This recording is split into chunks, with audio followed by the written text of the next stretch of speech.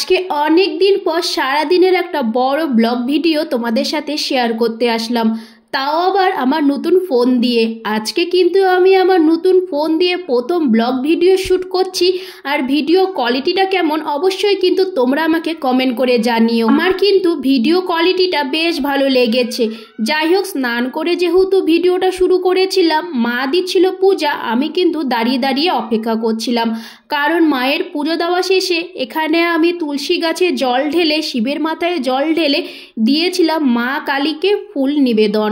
আমি তো জানি শিব ঠাকুরের পিছনে মা কালী থাকে, এই কথাটা কি সত্য কি মিথ্যা অবশ্যই কিন্তু আমাকে একটু কমেন্ট করে জানিও। তারপরে দেখি মা তো শাকের ঝোল দিয়ে সুন্দর করে ভাত মেখে খাচ্ছে, তাই লোভ সামলাতে না পেরে মায়ের কাছে দুগাল ভাত খেয়ে নিলাম।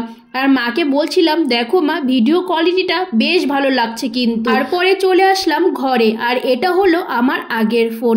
আমার এই ফোনটাও কিন্তু রিয়েলমি ফোন, আর ফোনটা দেখতেই পাচ্ছ একদম টেরা হয়ে গেছে।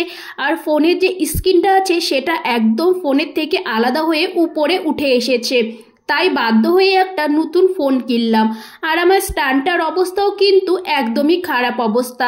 ভালো স্ট্যান্ড আমি খুঁজেই পাচ্ছি না যে কোন স্ট্যান্ড আমি নেব। আর এই স্ট্যান্ডটাও কিন্তু আমি অনেক দিন আগে কিনে নিয়েছিলাম, বর্তমানে এটাই আমাকে এখন চালাতে হবে। এটা হলো সেলফি স্টিক। সেলফি স্টিকটা যেহেতু আমি অনেক দিন আগেই নিয়েছিলাম আর তোমাদের সাথেও ভিডিওটা শেয়ার করেছিলাম, ভাবছি এটা দিয়েই কয়েকটা দিন কাজ চালাবো।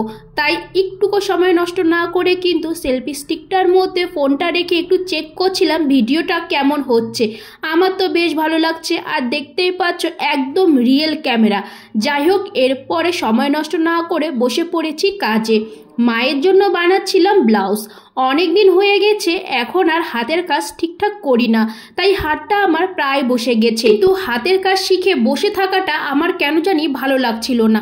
আর ভিডিওতে দেখি কত সুন্দর, সকলে কত সুন্দর সুন্দর কাজ করে, তাই আমিও এবার থেকে শুরু করে দিয়েছি হাতটাকে একটু চালু করার জন্যে। দেখা যাক হাতটা ঠিকঠাক চালু হতে আরও কতদিন সময় লাগে। তো মায়ের জন্য এখানে যেহেতু একটা ব্লাউজ বানাচ্ছিলাম, ব্লাউজটা কিন্তু মোটামুটি প্রায় শেষের পথেই, শুধু হাতা লাগানো বাকি ছিল আর নিচে কোমর পট্টিটা লাগানো বাকি ছিল। এটাই কিন্তু আমি এখানে করছিলাম। আর কাজ শেষ করার পরে দেখতেই পাচ্ছ ব্লাউজটা কিন্তু আমার একদম তৈরি হয়ে গেছে। এরপরে চলে গেছিলাম রান্নাঘরে, আর রান্নাঘরে গিয়ে দেখি মা এখানে কিন্তু আমার জন্য সুন্দর করে খাবার থালাটা সাজিয়ে দিচ্ছে। তো আজকে কিন্তু মা দুপুরে রান্না করেছিল, আর রান্না করেছিল আলু ভাজা, পাঁপড় ভাজা, সাথে ছিল ডাল। ডালটা ছিল মুগ আর ছোলার ডাল মিশিয়ে একটা ডাল।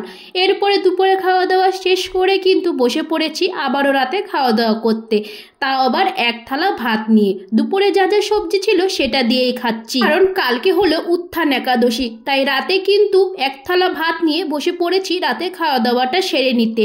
কালকে কিন্তু আমি একাদশী পালন করছি, তাই রাতে খাওয়া দাওয়াটা শেষ করে নিয়ে কিন্তু একবারে ব্রাশটাও করে নিচ্ছিলাম, কারণ কালকে আর ব্রাশ করা যাবে না। তো আজকের ভিডিওটি আমার এতটুকুই। তোমাদের যদি ভালো লেগে থাকে অবশ্যই কিন্তু আমার পাশে থেকো।